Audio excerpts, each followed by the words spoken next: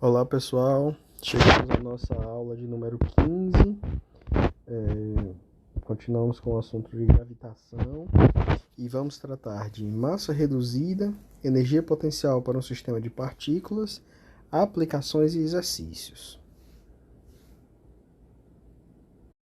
Massa reduzida. Olha só, esse é um conceito muito importante quando se trata de problemas de dois corpos. Qualquer problema em que dois corpos interagem entre si e apenas entre si, ele é muito mais bem descrito do ponto de vista do centro de massa, ou seja, colocando o referencial no centro de massa do problema, tá? Até aqui, quando a gente considerou, por exemplo, o movimento da Terra em torno do Sol, a gente fez a seguinte aproximação, que o Sol fica parado e que a Terra gira em torno do Sol.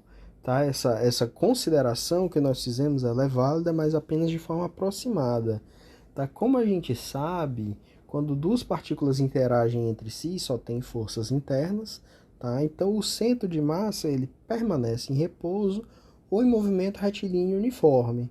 Tá? Então se você colocar o centro de massa, desculpe, se você colocar o referencial em cima do centro de massa, o que você vai ter é as partículas do sistema elas vão girar, elas vão se mover em torno daquele ponto. Tá? E quando a gente diz que a Terra gira em torno do Sol, a gente implicitamente está cometendo esse erro. Na realidade, a Terra gira em torno do centro de massa do sistema Terra-Sol. Acontece que, pelo fato de ser o Sol muito mais pesado, ter a massa muito maior do que a Terra, então, na realidade, o centro de massa do sistema Terra-Sol está muito próximo do centro do Sol. E por isso essa aproximação não é tão ruim. Mas quando a gente estiver tratando outros sistemas, por exemplo, duas estrelas de tamanho aproximadamente igual ou parecido, ou apenas da mesma ordem de grandeza, né, que uma não seja muito maior que a outra, então essa aproximação já vai falhar completamente. Tá? Então, por isso a gente vai passar a tratar aqui, nós vamos colocar o referencial bem no centro de massa e vamos observar o que acontece. Tá?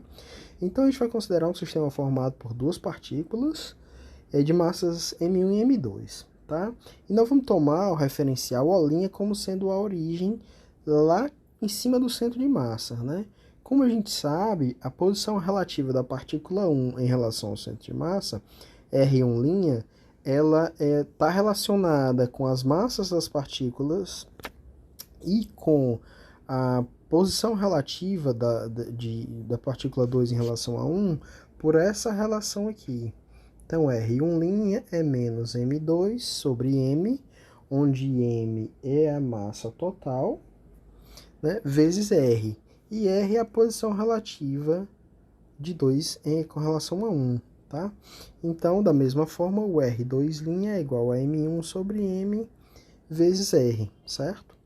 Bom, se a gente pegar e escrever as leis de Newton, né, a segunda lei de Newton, nesse referencial, a gente vai ter M1 derivada segunda da posição da partícula 1, e esse linha aqui não quer dizer nada, a não ser que essa posição é tomada em consideração a esse ponto, que é o centro de massa, tá? Então, massa vezes a derivada da segunda da posição em relação ao tempo é igual à força resultante.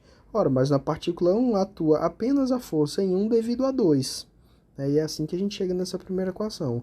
Analogamente, M2. Opa, aqui tem um enganozinho, né? Aqui é D2, dt2 de R2'. Isso é F em 2 devido a 1, certo? Sendo que as forças que uma partícula faz na outra é apenas a força gravitacional. Então, F em 2 devido a 1 é menos Gm1m2 sobre R ao quadrado vezes o versor R, ou seja, o vetor unitário na direção R, na direção R2 menos R1. E isso é menos F em 2 devido a 1. Isso, né? Essa última igualdade aqui se deve apenas à terceira lei de Newton, certo? Então, se a gente pegar e calcular a derivada segunda em relação ao tempo dessas posições aqui, né, usando as equações 15, então nós vamos poder encontrar essa equação aqui, né? Basta você fazer a derivada que você vê que isso é verdade. Por quê? Porque a derivada de R em linha é proporcional à derivada de R. Tá? Então, fazendo isso, você vai chegar aqui M1, M2 sobre M. Derivada segunda de R em relação ao tempo é igual a F em 2 devido a 1. Que pode ser escrita na forma da segunda lei de Newton. Ou seja, uma determinada massa, que eu chamei aqui de μ, tá? Essa letra grega a gente lê como se fosse mi. Então, mi d2r dt2 é igual a F. Tá? Onde F é F em 2 devido a 1 e só depende de R. E além disso, o nosso mi é igual a M1, M2 sobre a soma, M1 mais M2, ele representa a massa reduzida do sistema. E aqui tem uma situação interessante. Se você considerar que o M2, por exemplo, é muito menor do que o M1, como é o caso, por exemplo, se o M2 fosse a massa da Terra girando em torno do Sol, né, o Mi se reduz a M2. Então E ao mesmo tempo o R2' tende a R e o R1 tende a 0. Né? E de forma que a aproximação anterior se justifica. Mas só se justifica nesse caso aqui, quando uma das partículas for muito mais pesada do que a outra, né? Tiver a massa muito maior do que a outra, certo? Então, quer dizer, o que foi que a gente fez aqui? A gente reduziu o problema ao movimento do centro de massa. Tá? E é como se a massa reduzida, o produto das massas dividido pela soma, estivesse se movimentando com a força que atua numa delas. Tá? Deixo como exercício aqui para vocês que vocês façam, que vocês encontrem a terceira lei de Kepler para o caso em que M1 e M2 são comparáveis, ou seja, para o caso que nós tratamos aqui, para o caso em que não vale essa aproximação. Tá? Façam esse exercício e vocês vão ver que a terceira lei de Kepler vai ser corrigida. Mas é interessante vocês darem uma olhadinha nela.